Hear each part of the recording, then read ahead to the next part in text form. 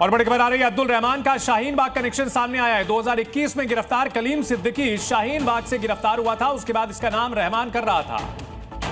तो इस वक्त की बड़ी खबर है, अब्दुल रहमान का शाहीन बाग कनेक्शन 2021 में गिरफ्तार कलीम से ये जुड़ा था। कलीम सिद्दीकी का ही ये रैकेट था जिसे ये आगे बढ़ा रहा था। कलीम सिद्दीकी की किताबें भी मिली हैं।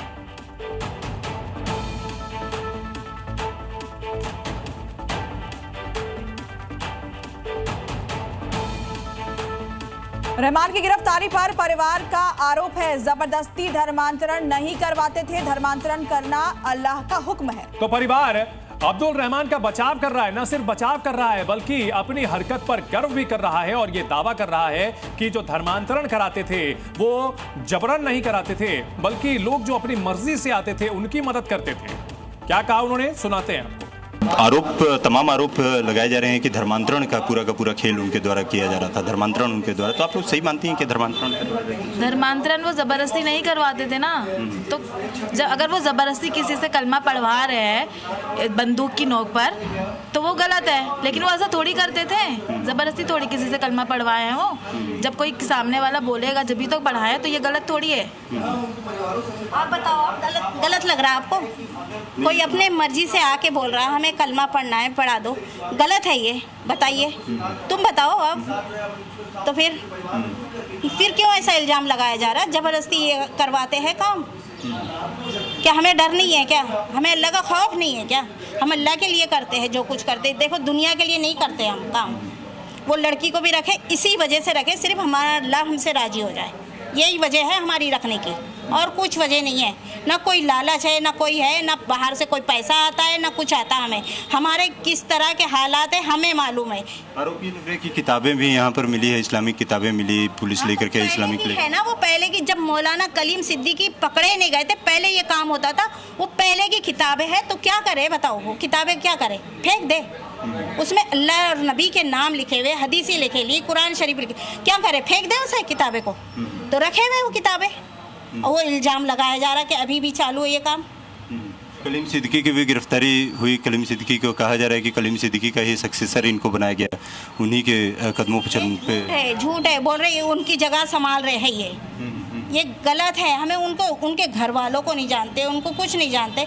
हम उनसे खुद सिर्फ उनके बयानात सुनते हैं, बस यही 2-4 फ़ोन पे भी बात नहीं होती उनसे। मौलाना, इतने बड़े मौलाना है वो। तो तमाम गिरफ्तारी, जबरदस्ती झूठा इल्ज़ाम लगाया जा रहा है हमें, हमारे ऊपर। तो आप एक चीज़ ये बताइए कि आप धर्मांतरण कराना आप सही मानती हैं? आप, ये हमारे अल्लाह का हुक्म है, अल्लाह का हुक्म है, इसीलिए करवाते थे वो पहले। अब लेकिन जब से वो हजरत पकड़े गए मौलाना कलीम सिद्दीकी, जब से ये काम एकदम बंद हो चुका है। जबरदस्ती ये इल्ज़ाम लगाया जा रहा है हमारे ऊपर। अभी वो उनको लेके इशू बना रहे, वो मौलाना को, कलीम सिद्दीकी साहब को, मौलाना को लेके ये बनाया जा रहा है, और सारे मुसलमानों को इस तरह से बदनाम कर रहे। बस क्यों बदनाम किया जाए? इसी वजह से धर्म चेंज करा रहे। तो आपको गर्व है कि वो धर्मांतरण का काम कराते थे? हाँ, हमारे अल्लाह का हुक्म है, हमें गर्व है ये। लेकिन हम बंदूक की नोक पे ये किसी से नहीं करवाते। जो इंसान अपनी मर्जी से आए उसके लिए करते।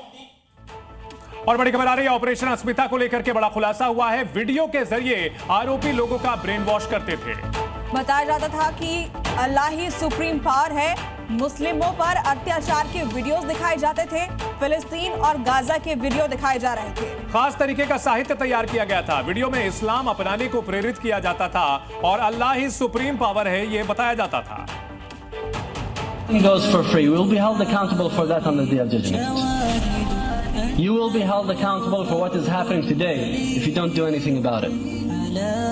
And when you see your brothers, wherever they are, being harassed, being arrested, being abused, and you do nothing about it, beware and realize that you will be next. And in addition to paying for that sin in dunya, Azza wa Jalla will make you pay a hefty price on the day of judgment. इस बीच एक और बड़ी खबर है। धर्मांतरण पीड़ितों के पिता का खुलासा सामने आया है। बड़ी बेटी घर पर नमाज पढ़ती थी, ये पिता ने कहा है। आगरा में 2 बहनों का धर्मांतरण किया गया, मना करने पर भी बेटी नमाज पढ़ती थी। 2 बेटियों का धर्मांतरण किया गया, पिता ने आरोप लगाया है। और इस पूरे खुलासे के बाद अब धरपकड़ की जा रही उन लोगों की जिन्होंने धर्मांतरण का ये पूरा रैकेट चलाया था। आगरा में 2 बहनों का धर्मांतरण किया गया था। पीड़ित के पिता का यह बताना है कि बड़ी बेटी घर में नमाज पढ़ती थी, मना करने पर भी नमाज पढ़ती थी और जी न्यूज से उन्होंने अपना दर्द बयां किया है। तो इस वक्त की बड़ी खबर आपको बता रहे हैं। आगरा में 2 बहनों का धर्मांतरण हुआ था, जिसमें पिता ने बताया है कि मना करने पर भी उनकी बेटी घर में नमाज पढ़ती थी। जी न्यूज।